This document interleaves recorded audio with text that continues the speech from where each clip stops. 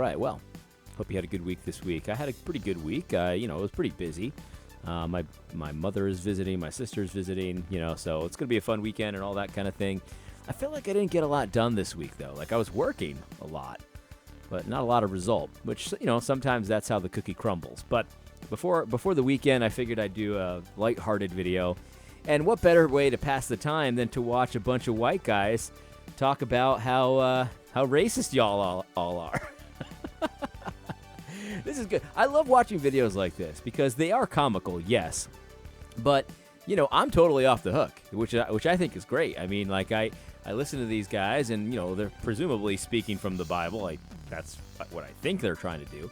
But it doesn't apply to me since I'm not white, so it's just like, well, I guess I could just sit this one out. Like, there's certain sections of the Bible that, since I'm a minority in a majority culture, I can just, take a pass on this one. You know what I mean? And just twiddle my thumbs, I guess, look at the wall. My church has nice stained glass windows. Maybe that's what the stained glass windows are for. So, like, if you're in one of those, identity groups that the Bible's not addressing in a certain passage, like the forgiveness passages and, stuff like that, minor little things, if you get bored because it doesn't really apply to you, then you can just look at the stained glass windows and just, imagine, how hard it was to make them. And sometimes you can, like, come up with, like, different images. Like, some of our stained glass, it's just kind of shapes and stuff like that. So it's almost like a Rorschach test. Like, what do you see in here?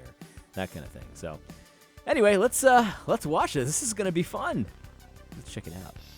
What I see often when I have What do you conversations see? with guys that look like me.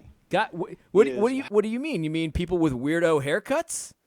Preppy clothes? Like, what exact guys that look like you? I'm not really quite sure. Does he mean people with big ears? I don't know if his ears are big. They look like normal size. People say I have a big nose, which I think is probably true. I do kind of like a hook nose too. I don't know, but he talks to guys that look like him. I mean, he talks to like a twin brother or something like that. He must mean white though, right? Stop playing dumb. He means white guys because all white guys look alike. How long do we have to apologize? Good question. It's not about living and wearing the sin of yesterday. It's about being sympathetic of the sin of yesterday and its effects today. So this is the thing. I talk to my brother a lot about this kind of thing, and it's like, you know when, like, you're talking about something, you don't have a clue what you're talking about, and you just sound like an idiot, and you can tell as you're speaking that you sound like an idiot because you don't know what you're talking about. And it's very obvious to most people that you also don't know what you're talking about. And it's usually when you're just making stuff up that this happens. And this is the case. He's like, it's not about like living in the past, man. It's about sympathizing about the past and thinking about the past all the time. Like, it's not about apologizing for the past. It's just about saying I'm sorry about the past every day for the rest of your life for all eternity. It's like, don't get it twisted. It's not about living in the past. It's about always thinking about the past and never, ever coming to a resolution. Never.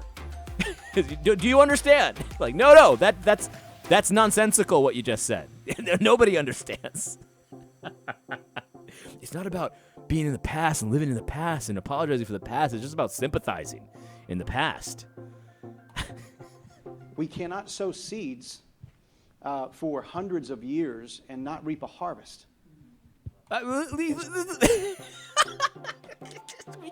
We can't sow seeds without reaping off. Who's lived for hundreds of years? I mean, what is he living in Bible times? Like, Moses was, or not Moses.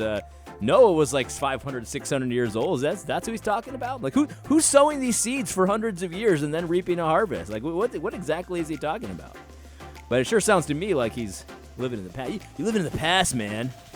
So when we see the law of the harvest playing out, we can't just say, well, we shouldn't have sowed the seeds, but we sowed them, and we got to get over it. We got to understand that there is cause and effect.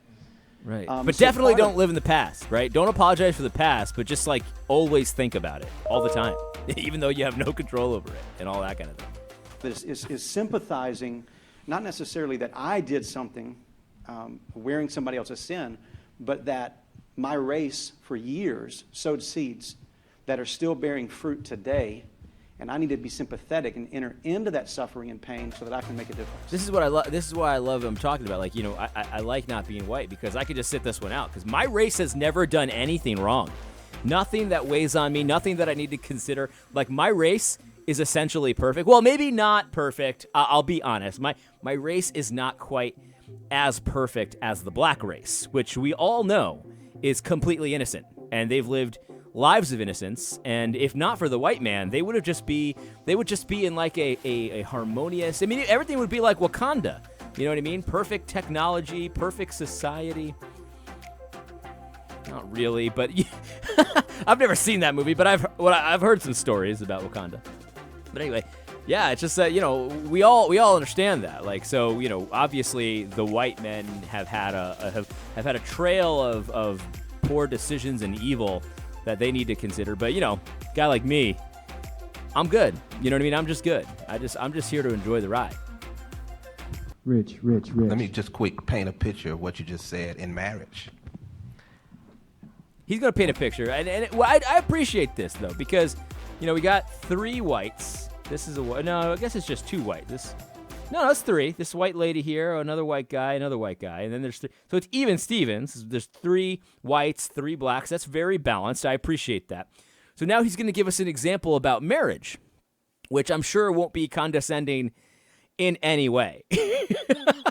When I first married my wife and thought I was doing everything as it ought to be done, taking the trash out, I noticed she was in the garage looking at me as if I was the most trifling person on the planet. I'm in a robe. Trifling. Yeah, I don't know about that term. I'm not familiar with that term. Let's find out. All right, so according to Merriam-Webster, trifling means unimportant or trivial. So his wife, he was taking the garbage. So let's see if we. Oh, there's an Urban Dictionary. Hold on. Oh, this is that. This is kind of bad words here. Do you remember that song? You're trifling, good for nothing kind of brother. Silly me, why haven't I found another? A baller. I'm gonna help me out. What was that song? What was that? Destiny's Child. Yeah. You're gonna pay the bills. You gonna pay the telephone bills. Yeah. Trifling. That guy was trifling. So his wife thought he was trifling because he took the garbage out. I'm not going to say anything, but yeah. Trying to catch the trash man.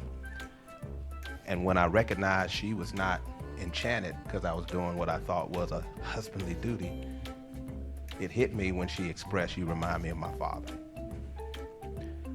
Her father embarrassed her by taking the trash out as a child, and she never forgot that moment. So I literally had to grab her and let her know I'm not that man.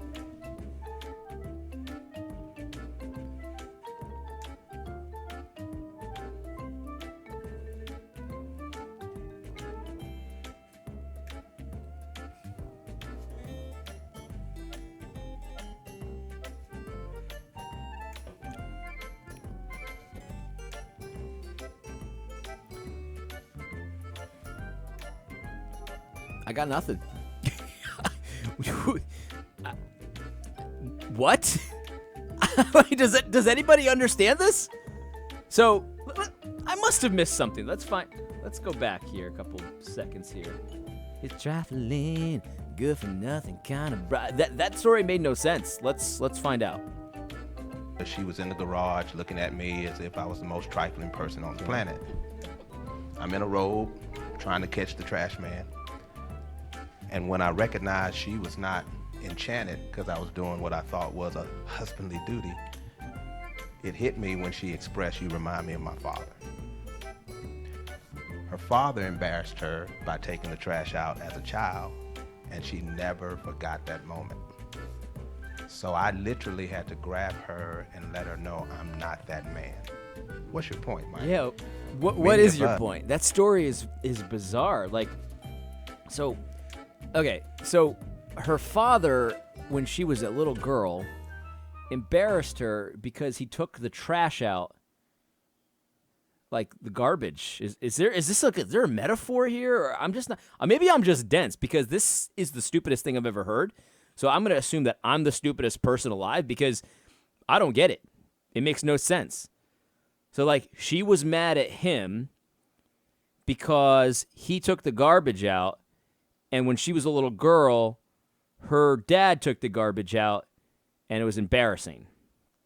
There's not one piece of this story that makes any sense to me. And maybe in the comments, if you understand what he's talking about, like was he in his underwear or something? Like, I don't understand. I don't understand the story at all.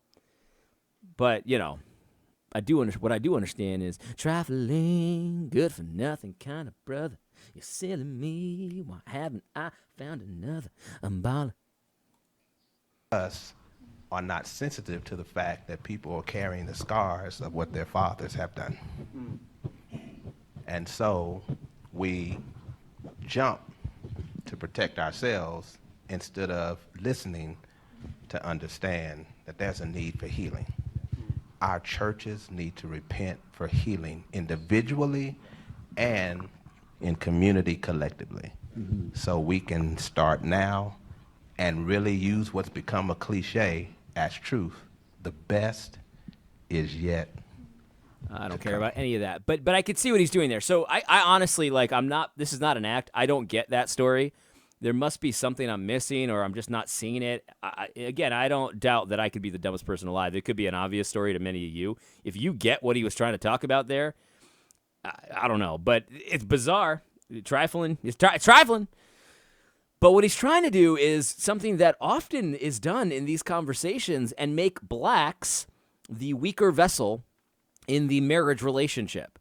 So whites are comparable to the husband, and blacks are comparable to the wife. That's always what they do, and it's like, that's creepy, man. Like I don't think that that's very respectful at all. In fact, I think that's denying certain things about black people, that like almost like they're, if not for the protection of whites, that they would be you know at risk and stuff like that. Because we understand, like, a husband's duty is to protect his wife and provide for his wife and to take care and love his wife. Like, that's the duty of a husband. Is there anything analogous to whites and blacks there? Like, is the duty of whites to take care of and provide for and protect blacks? Is that what we're going with here? Because that's super condescending, I think. Nothing against women. We understand that women actually are the weaker vessel. That's how God created them. He created the husband and the wife to operate in that way. But did he create whites and blacks to operate in that way? Like, this is often said, and it's often said by black woke people as well. And it's like, dude, like, it's not a good look, man. Like, what are you trying to say? Like, you need daddy to come take care of you? Is that what you're trying to say? Because that's what it sounds like you're trying to say. But, maybe I just don't understand. Maybe I'm just trifling. A trifling, good for nothing kind of brother. To pay my bills, to pay the telephone bills. Man, maybe we could chill. That music, that song was ridiculous. It was like if you don't pay all my bills, then we can't chill. You know what I mean? And I think chilling strongly implies some kind of encounter, if you know what I mean. And I don't know about that one, man. I don't know about that one. I don't think you do. So you and me all through. I don't know, man. That arrangement. Pay for everything, and then, that doesn't sound like a legit arrangement, if you know what I mean. Unless you're married, of course. Unless you're married, because that's different. Anyway, I hope you had a great weekend. If you want to put me in my place and tell me, hey, AD, you're an idiot, that story makes perfect sense because it's embarrassing when your dad takes out the garbage. I guess let me know. I got a P.O. Box, P.O. Box 211, Keene, New Hampshire, 03431. I also have an email address, ad@adrobles.com. Thank you so much for watching. I appreciate you liking and commenting and supporting the channel. Hope you found this video helpful. God bless.